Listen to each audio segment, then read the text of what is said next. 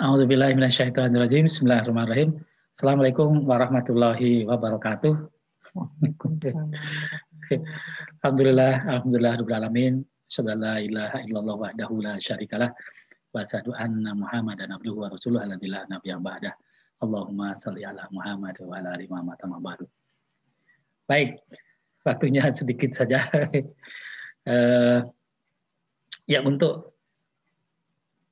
anak cucu bangsa dimanapun berada, saya ingin ngambil hikmah dalam waktu yang terakhir-terakhir ini, khususnya malam hari ini, sepertiga malam hari ini, atau seperempat, tidak sampai sepertiga.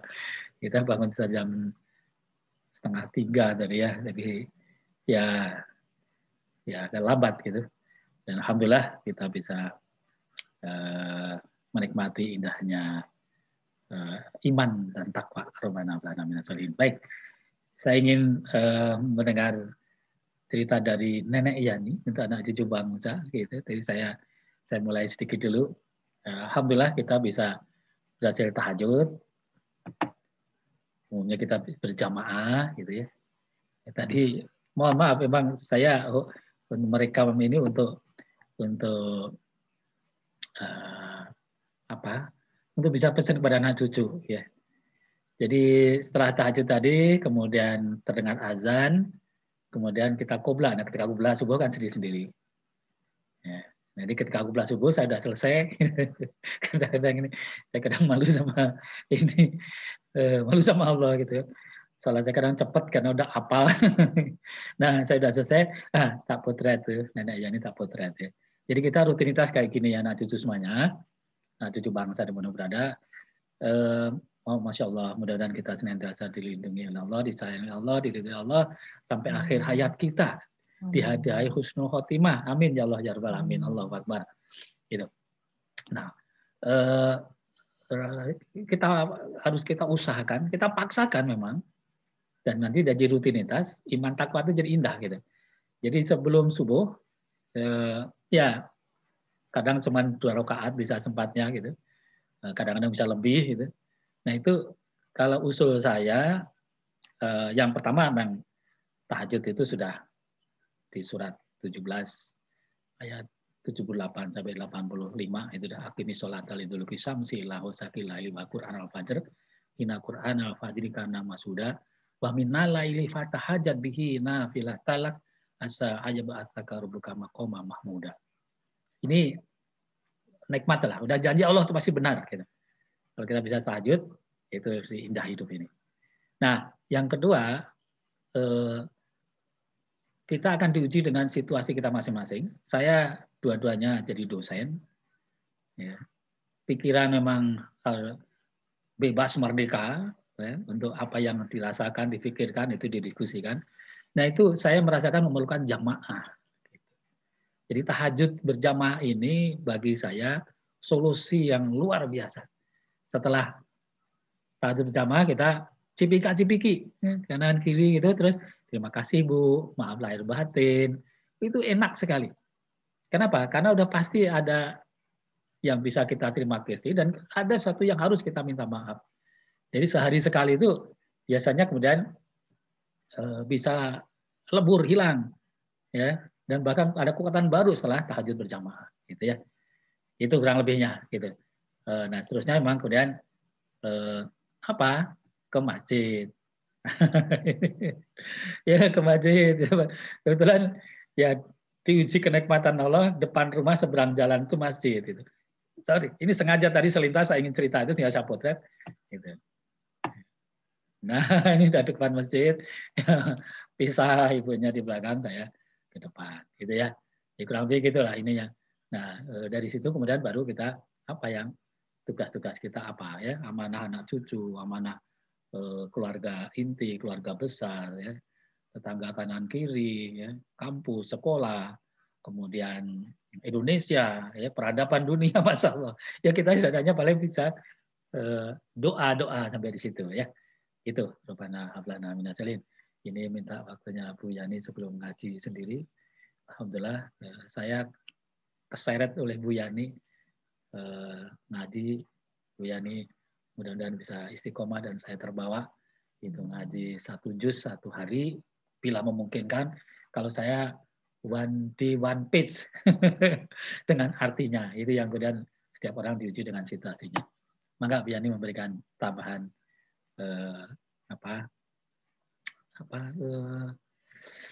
rekomendasi atau usulan untuk anak cucu apa, anak cucu bangsa, anak cucu sendiri apa. Silakan Bapak Nabila Nasari.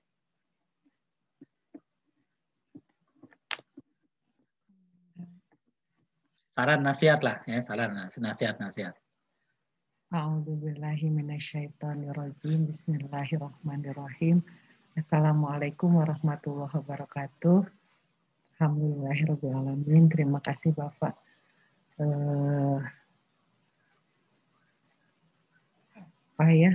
memberikan saran-saran. Ya, Bismillahirrahmanirrahim.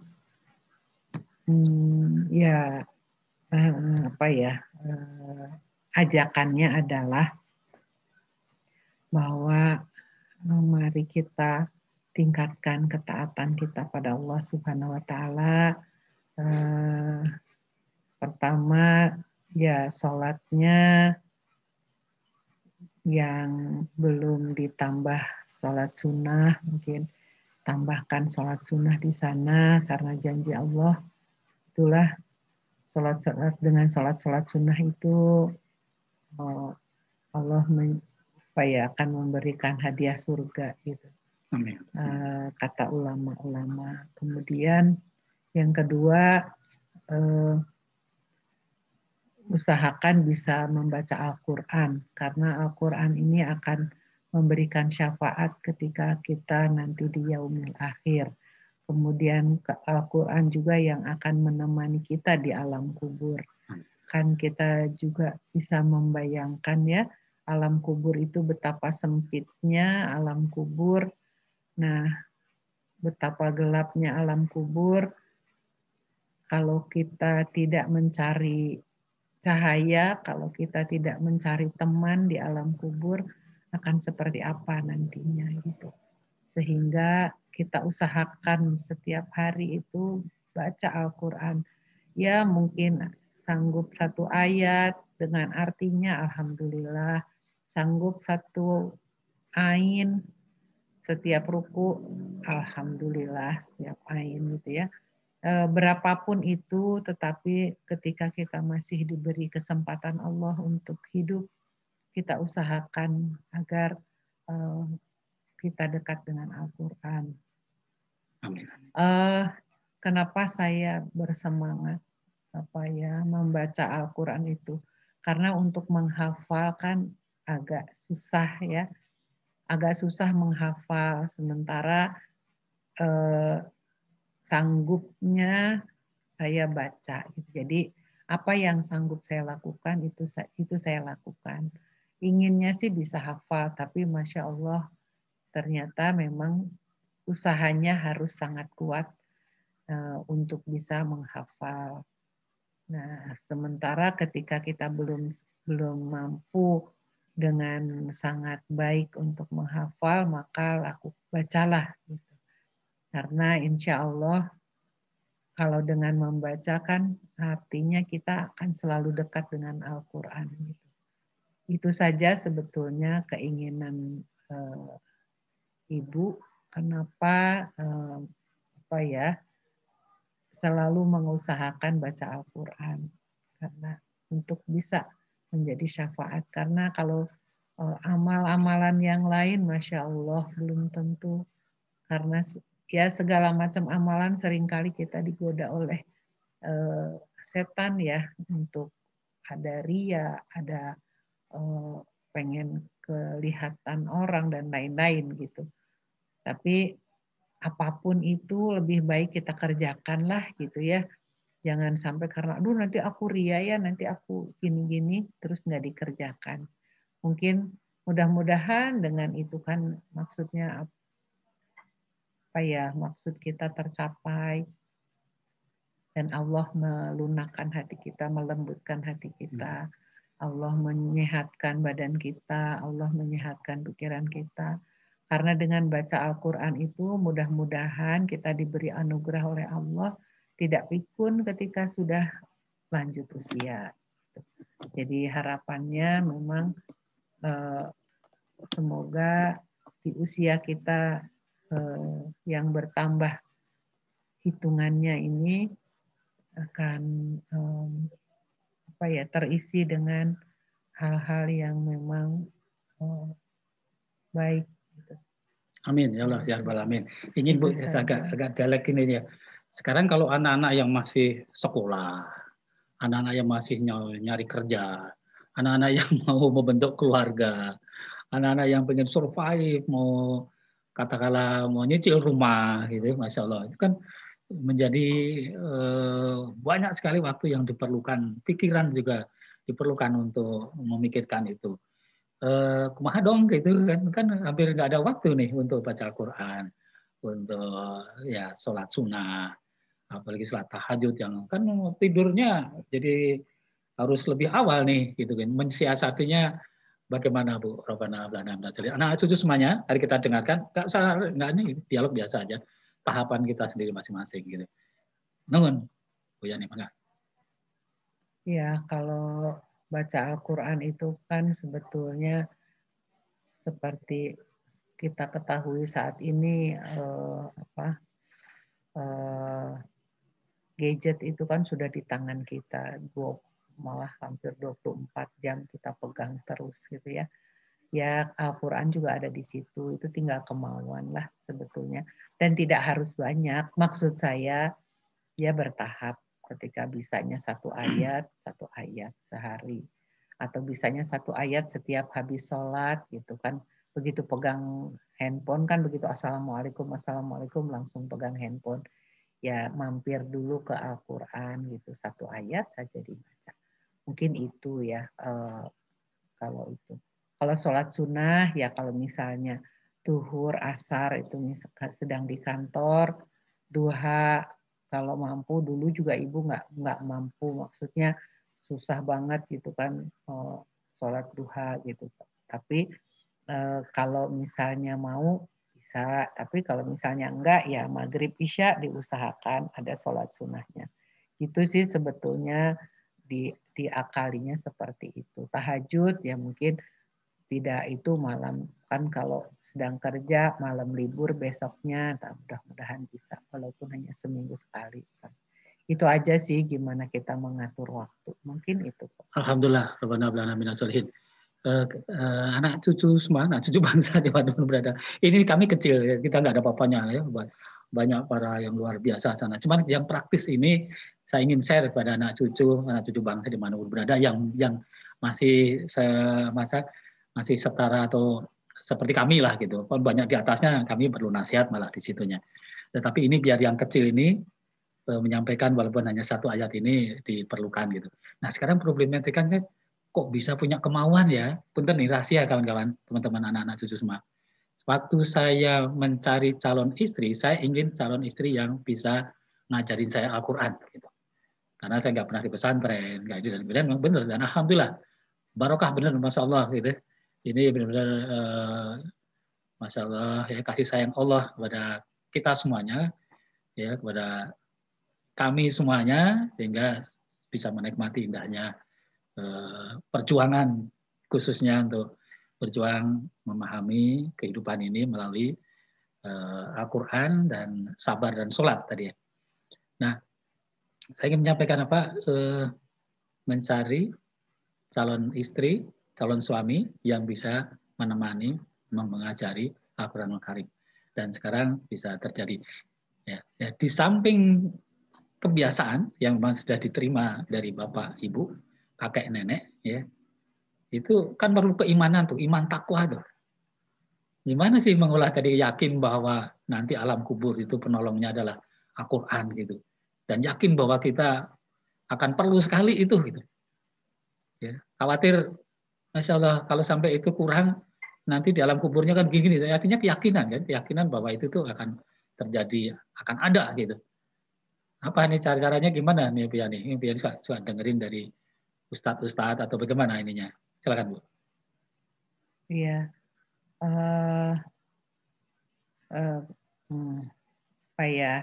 Jadi keyakinan itu karena dengan bertambahnya usia itu kan kita sudah banyak mengalami berbagai hal gitu ya di dalam kehidupan, dan kadang kita menghadapi hal atau masalah yang merasa bahwa kita sanggup untuk menyelesaikan, kita sanggup untuk mengatasi, tapi ternyata justru banyak hal yang memang sesungguhnya kita tidak sanggup untuk menyelesaikan berbagai hal. Misalnya ada masalah dengan anak, masalah dengan suami, itu kan nggak bisa, ya kita ada usaha, tetapi sesungguhnya kita tidak bisa berbuat apa-apa gitu. Jadi banyak hal yang merasanya tidak sanggup diselesaikan oleh kemampuan yang Allah titipkan pada kita.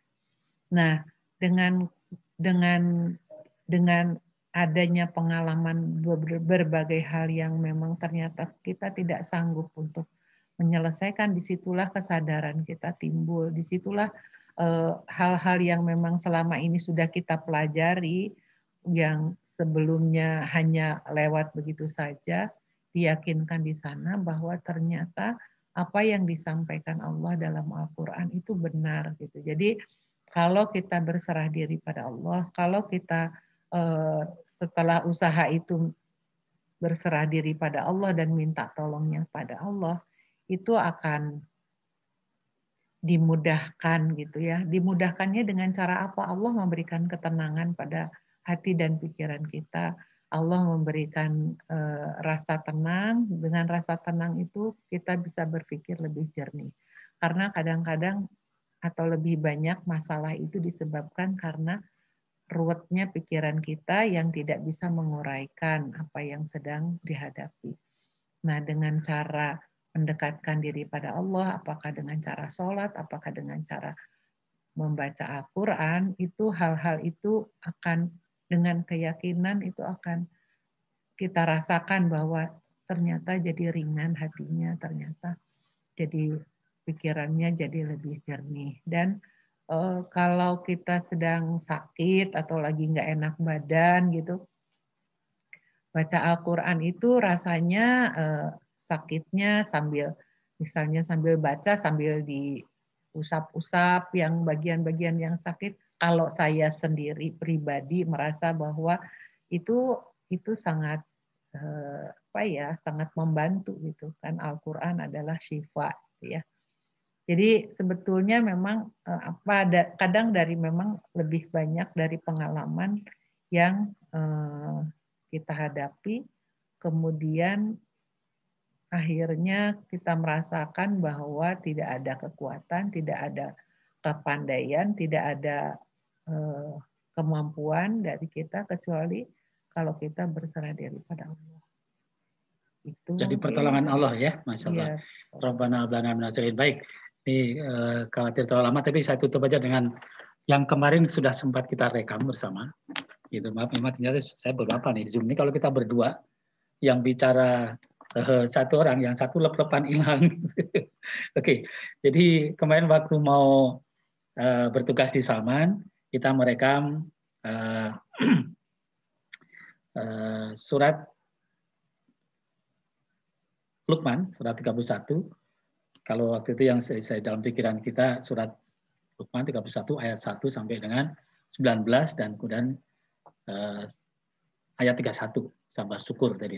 Nah, kita baca aja yang 15 dulu, 15 saja ya. Teman-teman nanti Rabbana ablana minasyirin.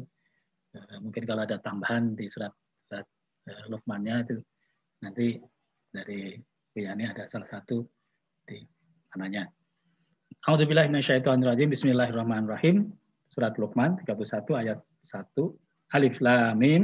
Tilka ayatul kitabil hakim. Hudaw wa rahmatan lil muhsinin.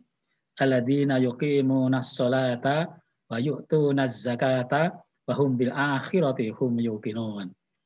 Ulaika ala hudam min rabbihim wa ulaika humul muflihun. Sadaqallahul.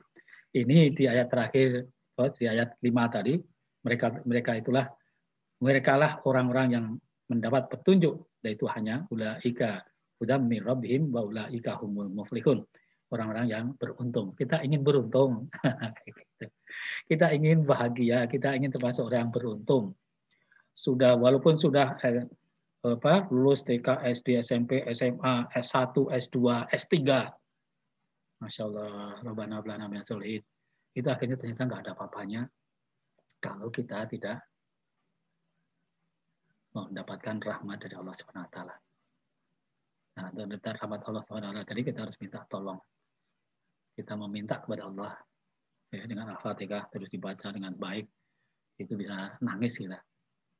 Alhamdulillah rabbil alamin. Kebetulan pagi subuh tadi saya imam kelima di masjid di Darussalam ini. Tadi imam-imam yang lain mungkin sedang sholat di tempat lain atau sedang dalam perjalanan. Saya menjadi imam di situ dan saya baca surat 17 ayat 78 sampai 82 dan kemudian buat hati ya, nangis dari situ. Kenapa? Auzubillahi minasyaitonirrajim. Bismillahirrahmanirrahim. Wattini wazzaituni wa turi sinina wa hadzal baladil amin. Laqad khalaqnal insana fi ahsani taqwim. Tsumma radadnahu asfala safilin. Tsumma radadnahu asfala safilina illa alladziina amanu wa amilus sholihati. Illa alladziina amanu wa amilus sholihati. Jadi katanya iman itu nyata kurang. Kalau imannya kuat akan lebih banyak lagi yang dikerjakan untuk amal solehnya tadi. Dia nangis saja di situ. Ya, kesembuhan ya, air mata keluar lagi. Kemudian air mata jadi saksi di hadapan Allah Subhanahu wa taala bahwa pernah kita bersolat sampai khusyuk, sampai kemudian takut pada Allah. Maka kemudian iman takwa tadi membuat kita mendekat pada Allah, yang bisa dilakukan terus semampunya, tidak usah minder, nggak usah stres, nggak usah ini, nggak bisa gini itu, sudah serah kepada Allah saja. Karena udah pasti kita akan banyak kurangnya, dan hanya Allah yang akan bisa memberikan rahmat kepada kita. Rabbana ablana minas solihin. Seandainya dari kecil sampai menjelang sakratul maut kita beribadah pada Allah, maka nilai ibadah tadi masih lebih kecil dibandingkan nikmat yang diberikan pada satu bola mata kita. Oleh karenanya, nggak mungkin kita masuk surga kecuali mendapat ampunan dan rahmat Allah SWT. Maka dengan keyakinan itulah, maka kayak yang disampaikan tadi, adalah kita menikmati indahnya perjuangan ini semampunya masing-masing, situasi kondisi masing-masing, terus tapi mendekat pada Allah. Dan mudah-mudahan kita dihadiahi husnul khatimah. Amin ya Allah ya rabbal alamin. Ya, penutup Ibu silakan apapun yang ingin sampaikan. Penutup kita tutup ininya pada. Rabbana ablana minas solihin. Alhamdulillahirabbil alamin. Terima kasih, mohon maaf bila ada hal-hal yang kurang berkenan. Semua yang kurang itu adalah karena kelemahan saya, dan semua yang baik itu adalah karena Allah Subhanahu wa taala. Semoga hal kecil yang dapat disampaikan hari ini dapat ditiru, atau kalau yang baik ditiru, yang tidak baik ditinggalkan. Semoga Allah merahmati dan meridhai kita semua. Amin ya Allah ya rabbal alamin. Terima kasih. Assalamualaikum warahmatullahi wabarakatuh. Waalaikumsalam warahmatullahi wabarakatuh. Kita tutup dengan baca hamdalah sama-sama. Alhamdulillahirabbil alamin. Subhanallah wa bihamdi, subhanaka Allahumma wa bihamdika, asyhadu an la ilaha illa anta, astaghfiruka wa atubu ilaik. Alhamdulillahirabbil alamin. Assalamualaikum warahmatullahi wabarakatuh. Waalaikumsalam. Ya, hatur nuhun semuanya. Selamat menikmati indahnya perjuangan anak cucu dimanapun. Ya, sholat tahajud berjamaah bila diperlukan, suami istri. Bila enggak sendiri-sendiri. Dan kemudian ya si suaminya didorong ke masjid ya, atau ditemenin gitu. Ngecin sana ya. Dan seterusnya deh gitu ya. Jadi ini tadi ini tadi perjalanan ke masjid tadi, masalah subuh itu seger sekali, enak sekali. Ada ibu yang baru datang. Rabbana hablana minas solihin. Jadi para suami didorong untuk dakwah keluar. Sementara ibu-ibu ya, kalau memang leluasa luang, baik-baik aman, itu ikut ke masjid dan kemudian ya membina anak cucu yang ada di rumah, itu doa buat mereka semuanya. Rabbana hab lana minas solihin. Assalamualaikum warahmatullahi wabarakatuh.